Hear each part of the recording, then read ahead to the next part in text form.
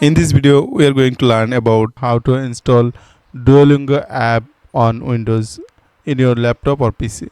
So let's get started. First of all, click to search icon and then type for store.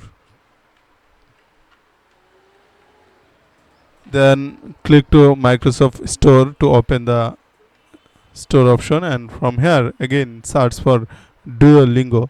Like here you can see the search icon is available. Click here for typing Duolingo. Here you can see Duolingo language lessons. Click here to open this app, and just from here click to get. It will take a few moments to download and install. It's done. Now just click to open this app. So if you want to learn English using this app, I hope this will help you to learning English very easily.